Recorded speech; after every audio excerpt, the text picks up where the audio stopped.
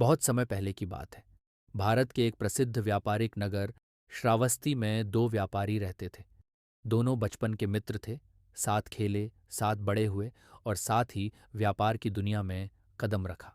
एक का नाम था धर्मपाल और दूसरे का नाम था लोचन।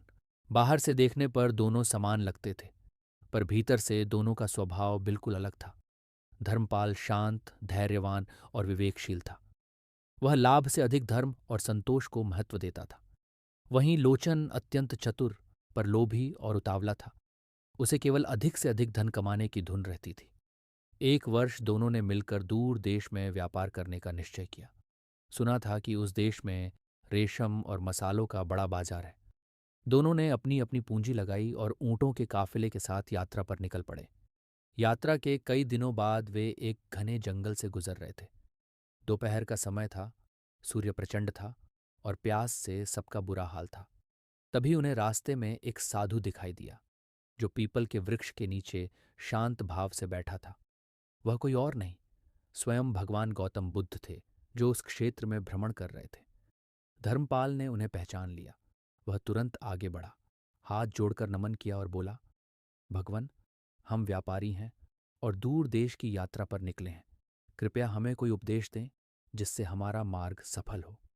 लोचन ने मन ही मन सोचा, समय क्यों बर्बाद कर रहे हैं, उपदेश से क्या धन मिलेगा।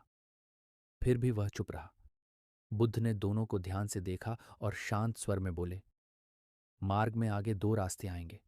एक रास्ता छोटा है, पर उसमें कठिनाई और खतरे हैं। दूसरा रास्ता लंबा है, पर सुरक्षित है। जो भी निर्णय लो, विवेक से लेना, केवल लालच से नहीं। यह कहकर बुद्ध आगे बढ़ गए। दोनों व्यापारी कुछ देर तक मौन रहे।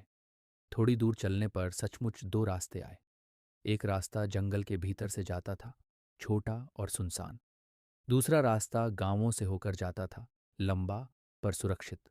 लोचन ने तुरंत कहा, छोटा रास्ता लेंगे, समय बचेगा, खर्च कम होगा और मुनाफा ज्यादा। धर्मपाल को बुद्ध के शब्द याद आ गए। उसने कहा, मुझे यह रास्ता ठीक नहीं लगता। खतरे का आभास हो रहा है। हमें सुरक्षित मार्ग चुनना चाहिए। लोचन हंस पड़ा, तुम हमेशा डरते रहते हो। व्यापार में जोखिम न लो तो लाभ कैसे होगा। आखिरकार दोनों ने अलग अलग रास्ते चुन लिए। धर्मपाल सुरक्षित मार्ग पर चल पड़ा और लोचन छोटे रास्ते से आगे बढ़ गया। लोचन का रास्ता शुरुआत में बहुत आसान लगा।